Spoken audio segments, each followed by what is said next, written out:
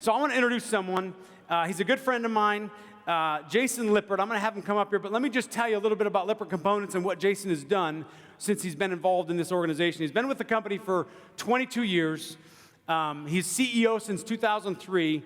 He's helped the company grow from $118 million to about $1.8 billion, overseen 44 acquisitions, and added almost 7,000 employees since he started his involvement of Lippert Components. Ladies and gentlemen, could you welcome Jason Lippert to the stage?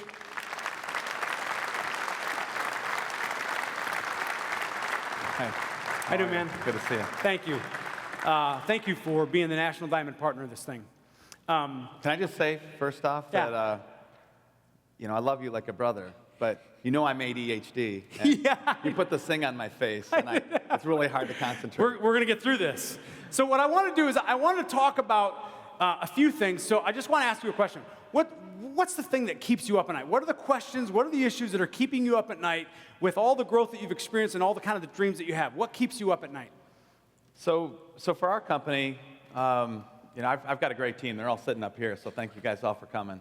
Aren't they a good-looking group? Yeah, good-looking group.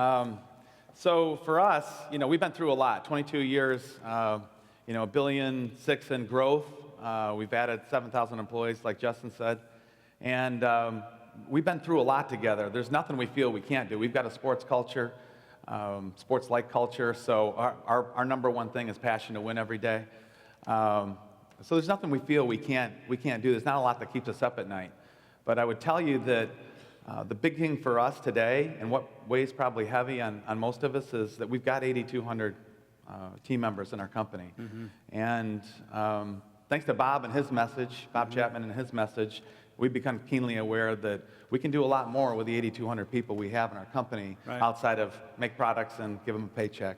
Right. So for us and our team, it's how are we pouring into these people? And we become aware that we've got 40 to 50 hours a week with all these team members. Yeah. And do we want to just make parts and make money? That's not the goal anymore for our company. It's how can we pour into the lives of these 8,200 team members. And so I would say that's what keeps us up at night is are we making enough impact? Are we changing people's lives? We've got all this time to do it, Are we really being intentional about it? So like in 2012-13, you told me that you guys recognized you had an issue, mm-hmm, and it was regarding turnover. Mm-hmm. And you recognized it, and what was the turnover at that point? In 13, I believe we were 110%. 110% turnover. How many would say that would be a real issue you might have in your organization? It's a real issue. Real companies have real issues. So Jason, when you identified that, what did you do? What did you guys decide to do? So first off, we decided to decide as a team, as a group, what our culture is and what we stand for and what our values are, and we sent that through the corporation, for a couple of years. Yeah. And then when we listened to last year, when we heard Bob Chapman's Truly Human Leadership talk. For 12 minutes, he put that in perfect perspective for us. So we went right in from moving values through our corporation, our culture, and being able to talk about it and define it, because as a group, we decided what it was.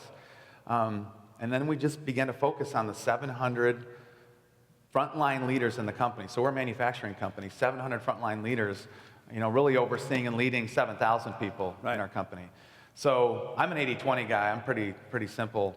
That, to me, if we got 8,000 employees plus, it all happens right there. Yeah. So we've been pouring in leadership. We've been pouring in our Everybody Matters initiative.